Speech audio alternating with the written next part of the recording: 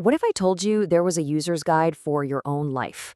A super simple three-part formula designed to help you navigate reality and line up with your most authentic self. Well, today we're going to break down that exact system. I mean, just imagine having a personal GPS for your life, one that always knew the next best step to take.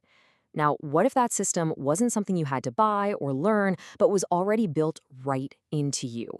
That's the core idea we're digging into today. And here it is, the formula. It's actually really elegant and simple, built on these three core principles. First, you act on your highest excitement. Second, you commit to that action to the absolute best of your ability. And third, and this is the tricky part, you release all insistence on what the outcome should be. So let's unpack what each of these really means. All right, so let's start with part one, your internal compass. This is all about learning to recognize and, more importantly, trust that feeling we call excitement, because it's not just a mood, it's a critical signal. So what even is excitement, really? It's not just feeling happy or pumped up. According to this framework, it's your body's way of physically translating a direct message from your higher mind. You know, the broader, more knowing part of your consciousness. Think of it like the vibrational frequency of your true self, trying to guide you from a much, much higher perspective. You know, a common trap is waiting for some huge monumental passion to just show up, like a new career path announced with a flash of lightning. But it's so much simpler than that. Out of all the options you have available right now, taking a walk, reading a book, calling a friend, which one has even a tiny bit more energetic charge to it? That's the one. That's your clue. That's the thread to follow. Okay, now for a super crucial distinction. How do you tell the difference between excitement and anxiety? Because they can feel similar sometimes, right? While true excitement comes from a place of peace and creativity, anxiety, on the other hand, usually masquerades as excitement, but it's got this undercurrent of fear or pressure or a feeling of I'm not enough. The second you think, I'd love to do this, but I'm scared something bad will happen, you've just shifted from following excitement to letting a fear-based belief call the shots. Okay, let's move on to the second part of the formula. Because it's not enough to just feel the excitement. You've got to take the plunge. This part is all about action and ability. This is such a powerful way to reframe what we think of as obstacles. When you hit a wall or a dead end, it's not a sign that you failed. It's just reality putting up a road sign that says, hey, not this way. It's actually guiding you, showing you that the path of least resistance, which is actually the fastest path for you, is just in a different direction. So what does it mean to act to the best of your ability? Well, this framework actually gives us some really clear boundaries. If something is literally physically impossible, if it violates a just law, or if it goes against your own deep moral compass, then you are unable to act. These aren't limitations to be fought against. They're just clear indicators, like that road sign, pointing you somewhere else.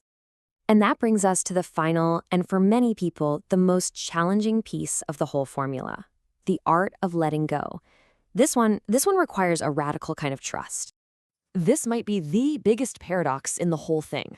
I mean, we're taught to set super specific goals and then chase them down, right? But in this framework, insisting that things have to unfold in one particular way is actually a limitation. It's like you're trying to force a star-shaped peg into a square hole, when reality might have a perfect star-shaped hole waiting for you just around the corner. And here's why that is.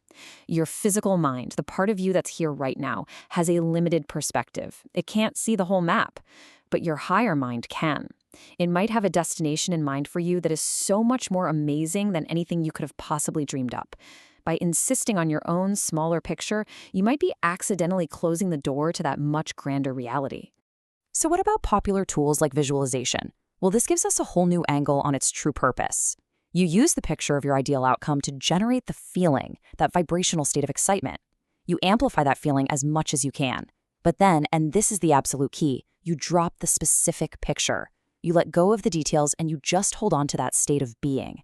You become the vibration, and you allow the best possible version of that vibration to come to you, however it shows up. So what happens when you actually start applying these three principles consistently?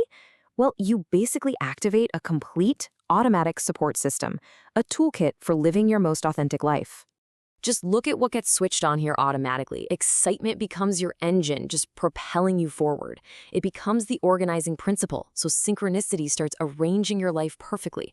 It reveals the true path of least resistance. It acts as this incredible mirror, showing you any beliefs you have that are out of alignment.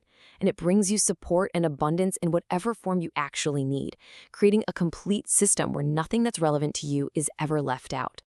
Now, you might be wondering why this formula works so well. To understand that, we need to zoom out a bit. Because this isn't just some feel-good philosophy, it's apparently rooted in the fundamental physics of how reality itself actually operates. We're so used to seeing life as a straight line, past, present, future. But this model suggests reality is actually simultaneous. Imagine that every single possibility, every potential past or future, is all happening right now. In this view, you're not moving along a timeline, you are a central point connected to all of these other realities at the exact same time. This shift in perspective actually mirrors a change that's happening in our own science. We're moving from classical physics, this world of separate, solid objects, to a quantum understanding of an interconnected web of pure potential. Following your excitement is basically how you navigate that web. And what's so fascinating is that while our external technology is just now catching up to this quantum view, your own brain and your biology, they already operate this way. You're already quantum. Ultimately, all these grand cosmic ideas, all these principles and formulas, they all boil down to this ancient, incredibly powerful idea: to know yourself, your true vibration, your core beliefs, your authentic preferences. That's it. That is the master key to reality. So, that leaves us with just one final question. Looking at your options right now, in this very moment, what is the single most exciting thing you have the ability to do? And what if you were to act on it fully, with complete trust, and with absolutely zero insistence on where it's going to take you?